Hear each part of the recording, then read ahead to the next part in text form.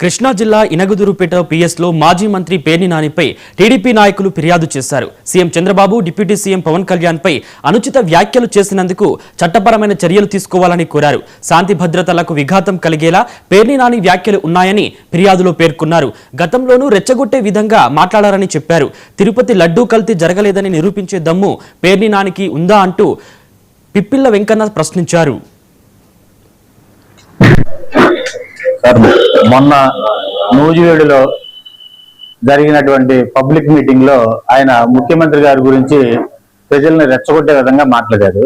ముఖ్యమంత్రి గారు, గౌరవ ముఖ్యమంత్రి గారి మీద నాలిక మీద వార్తలు పెట్టాలని చెప్పేసి ఇట్లా అసందర్భంగా అక్కడ సందర్భం లేకపోయినా కూడా రెచ్చగొట్టే విధంగా వ్యాఖ్యలు చేశాడు. మా మనోభావాలు దెబ్బతిన్నాయి. వాటన్నిటి మీద కూడా మీకు పలు సెక్షన్లతో మీకు రాతపూర్వకంగా ఫిర్యాదు ఇచ్చాం. మీరు విచారించి తగు చర్యలు తీసుకోవాలని చెప్పేసి కోరుతున్నాం.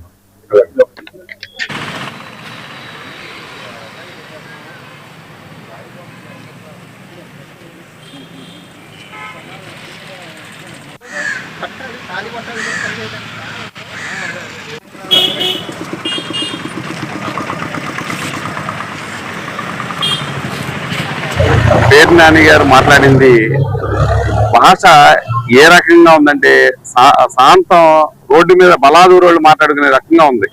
ఎందుకంటే ఒక రాష్ట్ర ముఖ్యమంత్రి అయిన చంద్రబాబు నాయుడు గారిని కానీ అలాగే పవన్ కళ్యాణ్ గారిని ఇష్టం వచ్చినట్టు మాట్లాడటం సబబు కాదు.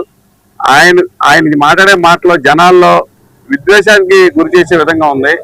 ఆ ఆలోచనతోనే మేము తెలుగుదేశం పార్టీ నాయకులం కానీ కార్యకర్తలం కానీ చాలా బాధతో ఇవాళ మేముగా సమన్వయం పాటిస్తున్నాం.